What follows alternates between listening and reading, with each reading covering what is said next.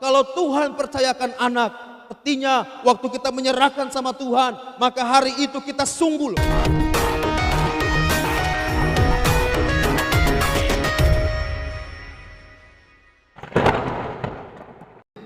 Puji Tuhan, terima kasih. Semuanya shalom.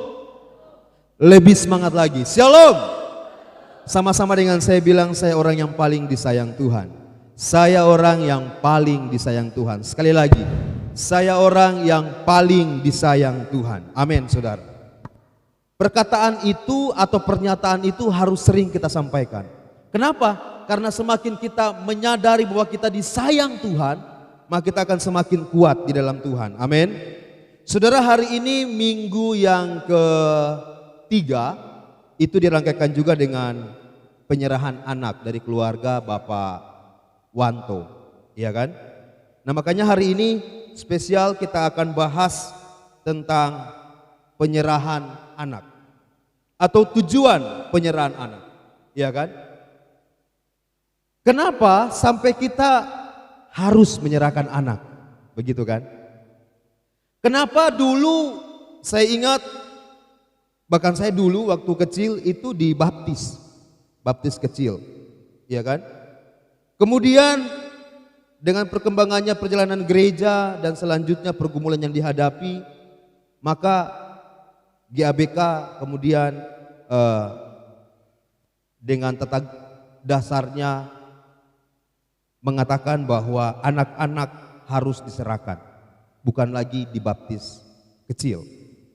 Nah, ini yang harus kita mengerti hari ini Bapak Ibu Saudara. Kenapa anak-anak kita harus serahkan sama Tuhan? Kan begitu.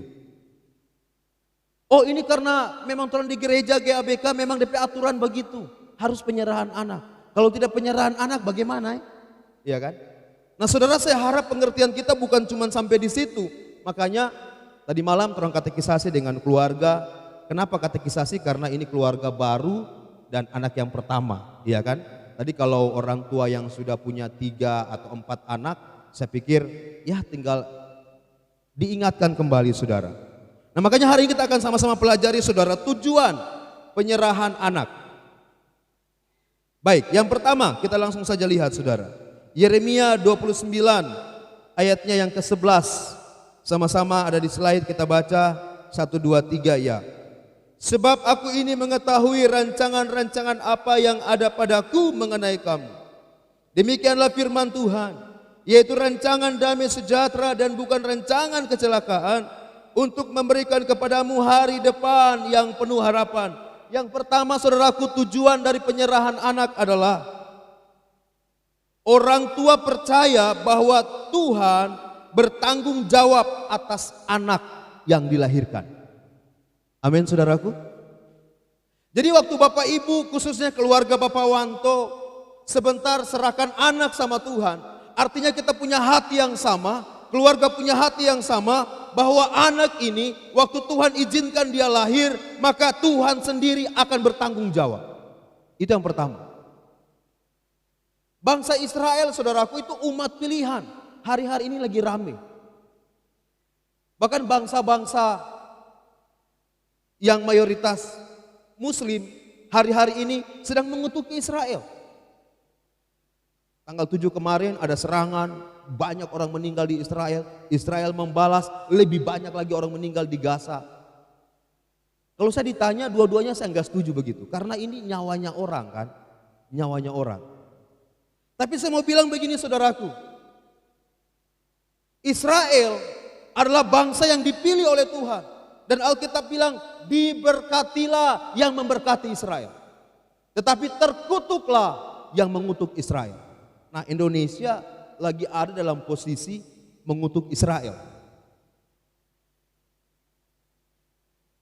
Makanya beberapa debat dua sisi di TV One itu narasumber yang dihadirkan ada salah satu di pihak yang membela Israel, ada salah satu di pihak yang tidak membela Israel atau membela Palestina. Tapi ini janji Tuhan saudara.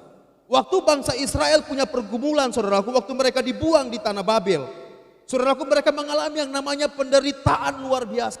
Tapi Tuhan bilang sama orang Israel, aku mengetahui rancangan-rancangan apa yang ada padaku mengenai kamu. Itu jelas.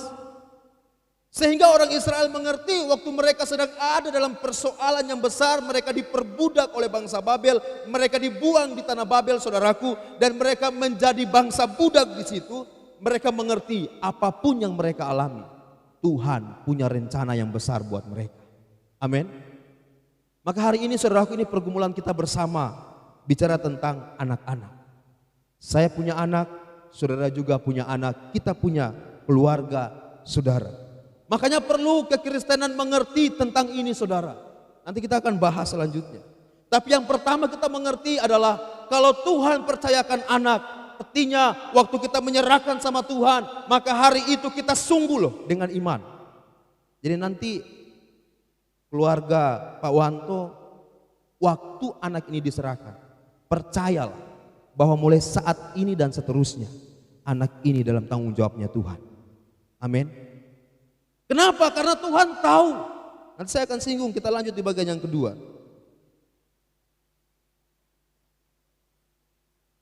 Oke, yang kedua.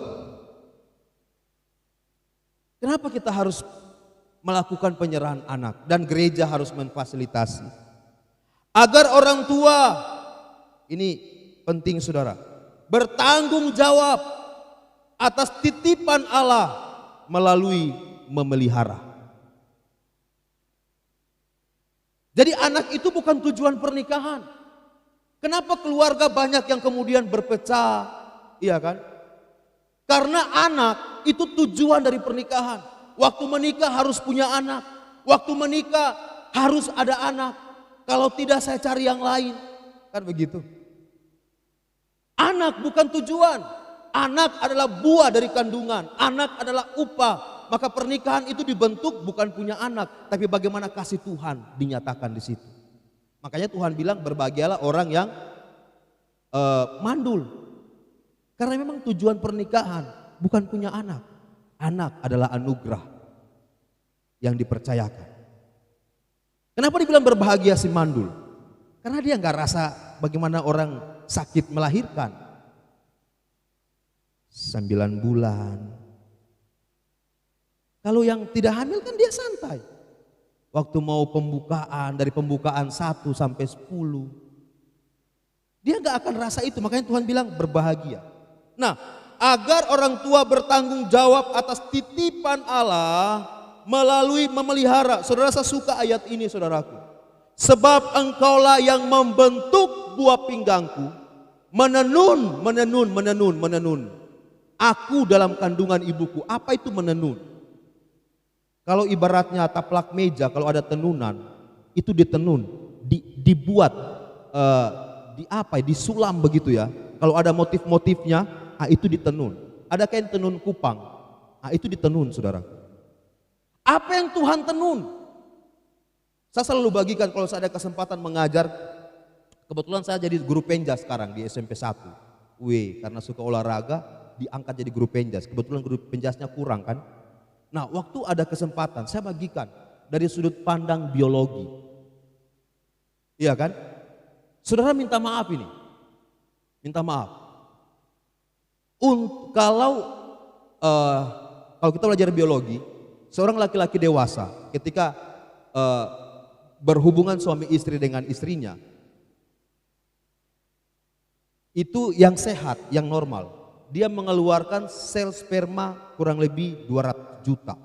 200 juta. Saudara bayangkan ya, 200 juta. Ini yang saya selalu bilang sama anak-anak saya. 200 juta. Dari 200 juta, yang bisa membuahi sel telur cuma berapa?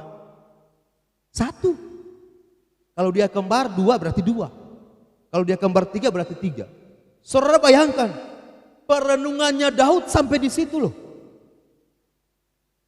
Waktu Daud tulis sebab engkau yang membentuk buah pinggangku, menenun aku dalam kandungan ibuku, aku bersyukur kepadamu karena kejadianku dahsyat dan ajaib.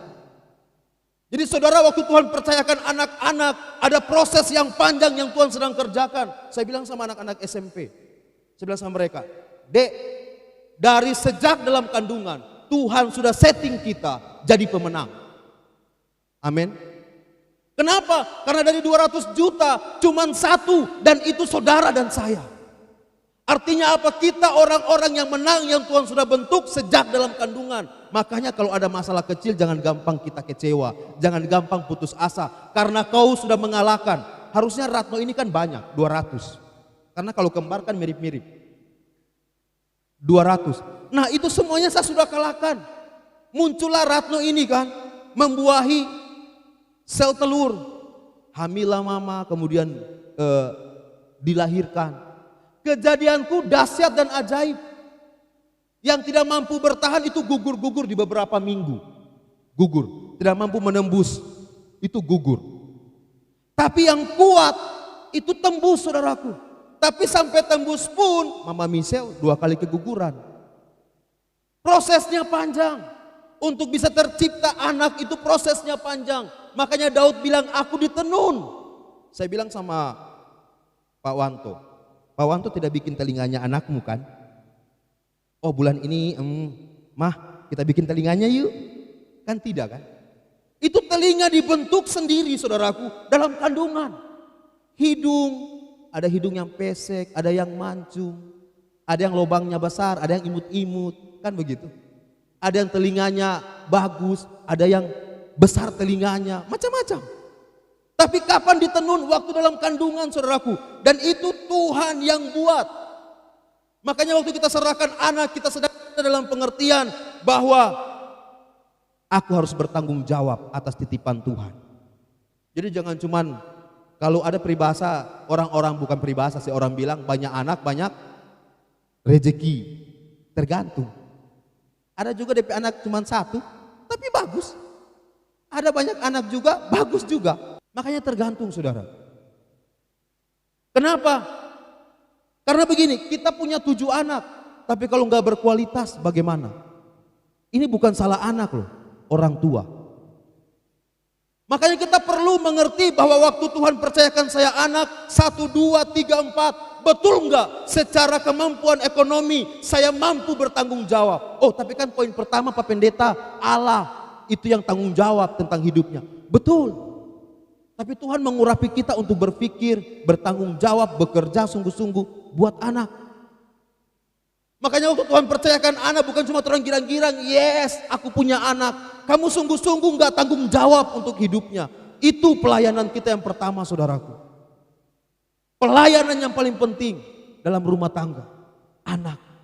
Betul nggak nanti ini kalau dia besar seperti yang Tuhan mau? Kenapa? Karena saya percaya. Kemarin di pas pulang mereka bertanya-tanya, ada beberapa anak kurang lebih 8 orang. Mereka tanya, Pak, kenapa orang harus ada? Pak, kenapa agama itu harus ada? Pak, untuk apa saya dilahirkan? Pak, kenapa saya punya mama harus ini? Kenapa? Banyak pertanyaannya, saudaraku. Anak-anak SMP.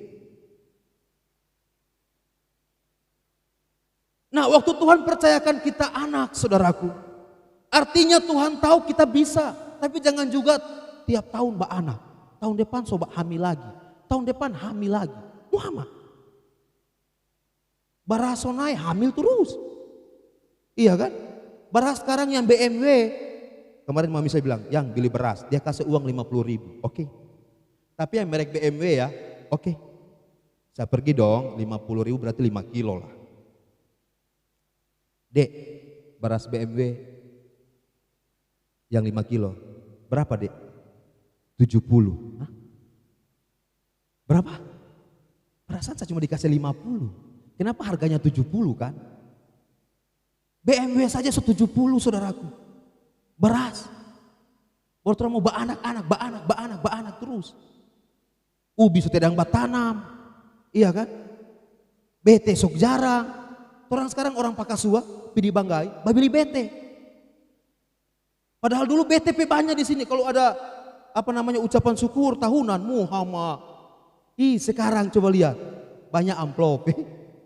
DPBT syukuran. Karena Pak Korwil dia bilang, ini bantuan pemerintah bikin trompet jemaat malas. Karena dia so tahu tiap bulan atau ada PKH atau apalah begitu ya. itu dapat sekian. Tak usah lagi bekerja, so ada tempat pembeli beras setiap bulan. Jadi sekurang juga orang bete di sana. Karena dong ingat itu bantuan. Yang tadinya orang yang kuat bete, dia sudah mau lagi karena dia ingat ada uang ada uang beras. Nah, penting kita mengerti bahwa waktu Tuhan berikan anak itu memelihara. Saudara, sungguh-sungguh tanggung jawab itu anak sampai dia besar loh. Makanya saya bergumul buat 2 anak. Mami selalu bilang, yang anak ketiga laki-laki. Semangat, ya kan? Saya bilang, banyak kepergumulan nih. Iya kan? Apalagi di periwayat kalau hamil kan luar biasa, harus 3 bulan pertama cuman dong di rumah. Ini kan bikin pusing. Belum nanti kalau lahir DP susu. Kalapa kurang, cingke belum ada, Makanya banyak berdoa saudaraku. Tapi percayalah bahwa Tuhan akan bantu kita. Kenapa? Karena itu anaknya Tuhan yang dititipkan. Tapi sebagai orang tua kita harus benar-benar berpikir, berdoa, dan bekerja sungguh-sungguh buat anak-anak kita. Kenapa? Karena Tuhan sedang titip. Kalau di firman Tuhan lain bilang, anak laki-laki itu milik pusakanya Tuhan. Artinya apa? Tuhan sedang titip anak-anak sama kita supaya kita besarkan dia menggenapi rencananya Tuhan. Ini yang paling penting. Nah, kemudian selanjutnya.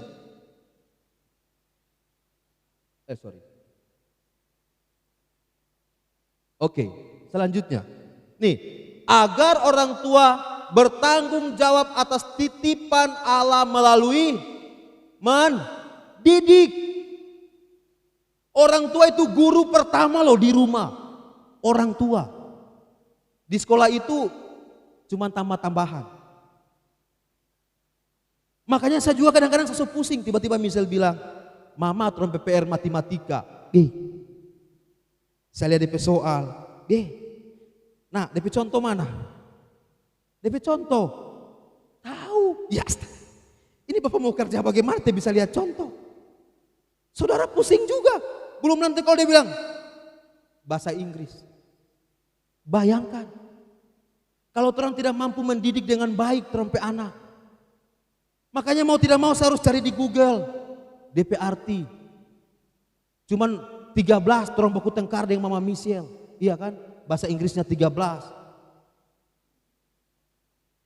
Dia bilang A, saya bilang B.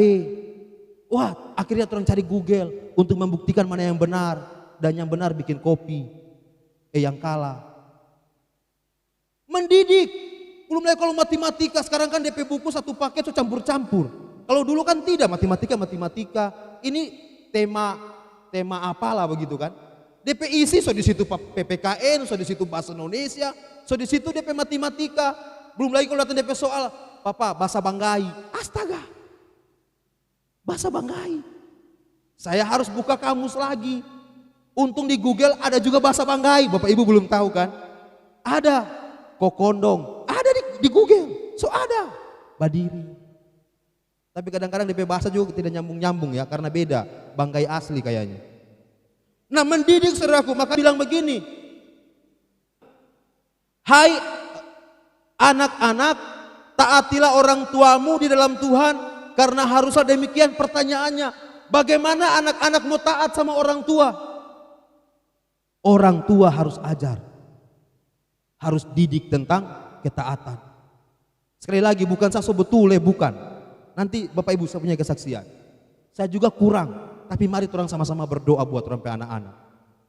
Anak-anak diajar taat sama orang tua, tapi bagaimana caranya? Mereka bingung. Bagaimana taat? Orang cuma bilang taat itu badengar, taat itu kalau nggak disuruh mau, itu namanya taat. Taat itu kalau mama suruh beli garam ngana pigi, itu taat. Taat itu kalau mama suruh basapu ngana basapu.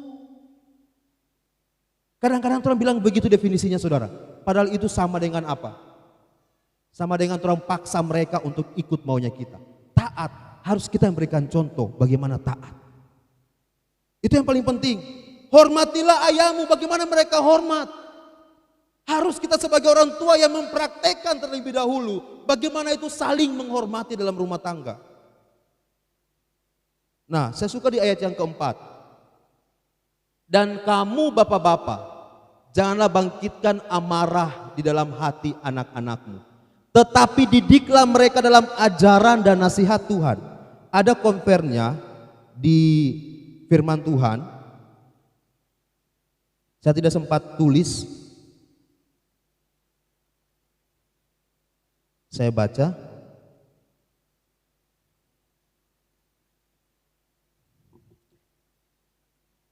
Efesus 6 ayatnya yang keempat bilang begini.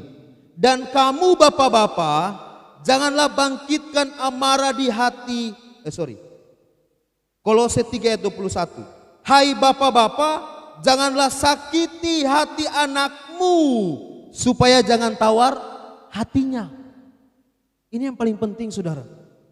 Kadang-kadang orang bilang itu anak saso atur, saso kasih tahu ya, saso kasih tahu. Betul, saso kasih tahu, saso ajar, Muhammad. Iya kan? Tapi pertanyaannya, apakah hati mereka sakit waktu kita ajar? Itu pertanyaannya. Waktu kita berikan pengajaran, pendidikan sama mereka, apakah pengajaran itu berisikan kata-kata, pengajaran itu berisikan pukulan, pengajaran itu berisikan perkataan yang membuat mereka sakit sampai mereka tawar hatinya. Beberapa waktu yang lalu saya kasih tugas nih sama dorong Icen. Jordi satu kelas dengan kalian? Ya. Ada saksinya Icen. Saya bilang sama mereka, Dek, kamu deskripsikan, kamu jelaskan dirimu, kamu artikan dirimu, kamu gambarkan dirimu, apa yang baik dari dirimu dan apa yang buruk. Saya nggak bilang Icen punya di sini, aman. Saya bilang yang lain. Ya kan? Dong so jelaskan. Kalau yang buruk laju dorang tulis. Yang baik itu pelapon sekolah hampir semua dapat lihat. Muhammad dong cari apa di atas, saya bilang kan. Padahal dong cari apa yang baik dari dalam dirinya dorang. Susah. Yang buruk ada yang 12, yang baik ada yang cuma 3, 2. Ada yang bilang nanti besok Pak. Hama, cuma cari yang baik dalam dirimu nanti besok. DP jawaban. Nah ada satu anak inisialnya J. Satu anak ini, dia tulis yang buruk. Saya tidak sayang papa. Yang buruk. Saya tanya dong, waktu giliran dia baca, saya bilang, Dek, kenapa ditulis ini? Saya tidak sayang papa. Dia belum menjawab, dia cuma nangis. Ini laki-laki. Tanya Icen. Dia cuma nangis. Jadi kan orang jadi konseling jadinya kan. Dia kenapa deh? Karena sampai papa dia kuat pukul saya. Waktu kita pukul anak kita, saudaraku, sebenarnya kita kelihatannya benar. Dia mungkin lambat pulang, dia mungkin maman dia dari siang sampai malam cuma bapancing. Dari pagi bapancing sampai sore bapancing, besok bapancing yang dia bawa cuman ini kodok-kodok yang kecil-kecil itu.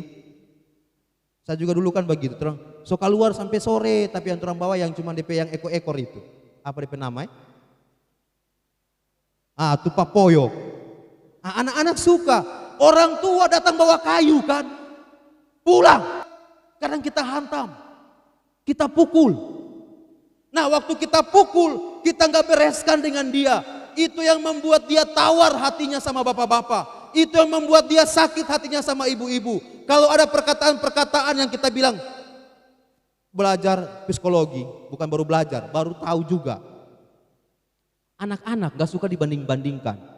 Betul gak Icen? Icen, ngana lihat itu sana Cici. Dia pulang rumah, pulang sekolah, cuman di kamar. Ngana ini. Kalau terang so membanding-bandingkan, so luka DP perasaan. Saya sering bandingkan Michelle. Nanti bisa kasih kalah Kesia. Michelle, pendeta loh Michelle. Ngapain papa gembala, Michelle. Padahal itu lukai hatinya loh. Itu buat dia tawar hatinya. Pertanyaannya, pernah nggak kita lakukan itu sama anak kita? Waktu kita kata-katakan yang tidak baik sama mereka, saudara tahu nggak hatinya lagi luka? Waktu kita pukul mereka, saudara tahu nggak hatinya lagi sakit. Kadang-kadang orang dengan egois, oh saya so ajar yang betul. Karena dia pulang terlalu malam, karena dia begini-begini. Betul, betul Bapak Ibu Saudara, dia salah. Tapi waktu kita pukul, kita main tangan, hatinya tawar. Dan jujur, beberapa anak yang saya temui di SMP 1 yang punya perilaku sedikit agresif ya, agresif. Bapak Ibu tahu ya kalau saya bilang agresif kayak gimana. Itu latar belakangnya hampir sama. Kalau bukan dikerasin, dibilangin yang tidak bagus di rumah. Termasuk dengan yang tadi yang saya bilang, dia usil, jahil. Tapi pas saya tahu karena papanya bikin begitu dia, saya nggak heran. Karena itu bentuk ekspresinya dia, rasa sakit yang dia rasakan dari rumah, dari papa dan mamanya, dia lampiaskan di sekolah.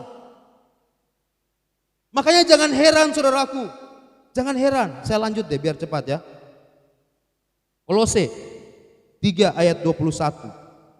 Tadi saya sudah baca. Kemudian ada satu ayat lagi nih. Bilangan 14 ayat 33. Bilang begini, Bilangan 14 ayat 33. Dan anak-anakmu akan mengembara sebagai pengembala di padang gurun 40 tahun lamanya. Dan aku akan menanggung akibat ketidaksetiaan sampai bangkai-bangkaimu habis di padang gurun. Saudara perhatikan. Kadang-kadang orang bilang anak begini. Tapi Alkitab jelaskan apa yang dialami oleh bangsa Israel. Itu karena orang tuanya yang tidak taat sama Tuhan. Sehingga anak-anaknya harus terima resiko hidup menderita di padang gurun selama 40 tahun. Kenapa? Karena orang tuanya melawan sama Tuhan.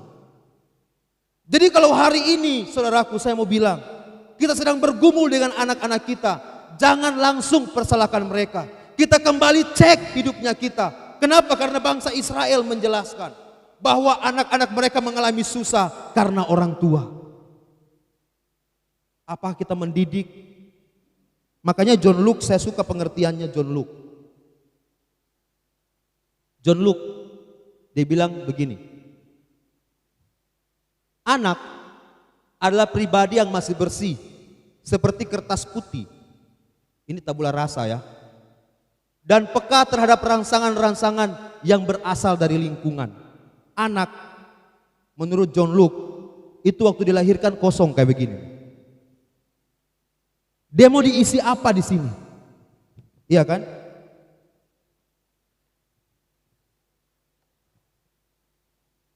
Saudara, kalau ini anak, saudara mau tulis apa di kertas ini?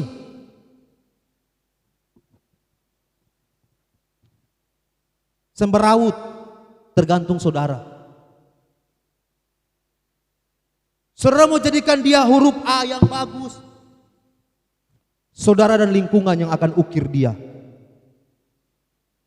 Makanya saya tidak heran waktu Bilofet bilang, apa DP istilah biasa yang anjay, sebelai, apa? Tidak mungkin saya bilang sama dia begitu. Bilofet nanti kalau begini bilang anjay, sebelai. Tapi dia dapat di mana kan itu? Itu sama dengan sedang diukir dalam hidupnya saudaraku. Waktu kita kasih anak-anak kita handphone, dia buat TikTok atau main game, kita sedang mengukir dia itu sebenarnya. Kita sedang menulis sesuatu. Waktu kata-kata kita lontarkan tidak bagus, waktu dia dalam pergaulan yang tidak baik dengan lingkungan, maka itu sedang kita mengukir dia dengan bentuk seperti itu. Makanya jangan salahkan anak-anak saudara, karena waktu mereka lahir itu sama dengan vas bunga yang kosong. Siapa yang isi? Orang tua, lingkungan, papa mama Ani, semua. Saya yakin kalau nanti ini siapa? Ini adik. Kalau DP mama Ani kuat badangdut, berarti setiap datang di rumah dia putar lagu dangdut. Tidak jauh-jauh. Nanti dia ini anak suka badangdut. Betul atau tidak? Kalau ini DP mama suka sinetron, pasti nanti di depan TV DP anak menonton sinetron. Ini anak udah besar, dia suka sinetron. Karena itu yang ditaruh. Makanya perlu kita menyadari saudaraku, bahwa anak-anak itu tanggung jawabnya torang. Torang mau bentuk bagaimana ada sama torang masing-masing. Ya, dengan terakhir. Orang tua bertanggung jawab melalui membimbing. Ini paling penting. Haruslah engkau mengajarkannya berulang-ulang. Apa yang torang ajarkan? Firman Tuhan. Kepada anakmu, membicarakannya. Ini yang torang jujur saudaraku. Kalau boleh tanya, berapa banyak yang torang lakukan? Waktu kapan? Apabila kita duduk, waktu kumpul sama-sama di rumah, torang cek berapa banyak torang cerita firman sama anak-anak kita. Waktu dorang apa lagi? Perjalanan, lagi pi di kebon, lagi mau pi bapete cingke, lagi pindah sapi, ada torang pe anak baiko. Pernah nggak kita cerita Tuhan sama mereka? Pernah nggak kita cerita tentang alam, tentang itu sapi Tuhan yang ciptakan, dan nanti Tuhan juga bisa percayakan sama kau nak, jangan takut. Pernah nggak torang cerita? Waktu apa lagi? Berbaring, waktu semua tidur. Pernah nggak torang cerita tentang Tuhan waktu torang lagi tidur sama-sama? Atau DP boloki tidur di luar, DP suami di mana, DP anak, woi. Tidak mungkin mau bercerita tentang Tuhan. Kenapa? Karena tak bisa. Kemudian waktu bangun. Kalau ini kita nggak lakukan saudaraku, jangan tuntut anakmu untuk jadi baik. Kenapa? Karena letaknya ada sama orang tua. Ini luar biasa, ini agak keras, tapi ini juga menegur saya pribadi. Karena saya juga tidak baik jadi orang tua. Tapi mari orang belajar. Anak itu titipan. Kalau kita mau lihat anak-anak kita menjadi orang besar, dari sekarang orang tua punya tanggung jawab. Makanya ayo Bapak Ibu Saudara, kita lihat anak-anak kita sebagai anak-anak yang Tuhan mau untuk jadi berkat. Saya selalu bilang sama anak-anak di SMP 1, Dek, kita cuma berapa orang di sini. Tetapi biar melalui hidupmu Tuhan dikenal, Tuhan dipermuliakan. Puji nama Tuhan. Kita masuk dalam penyerahan anak.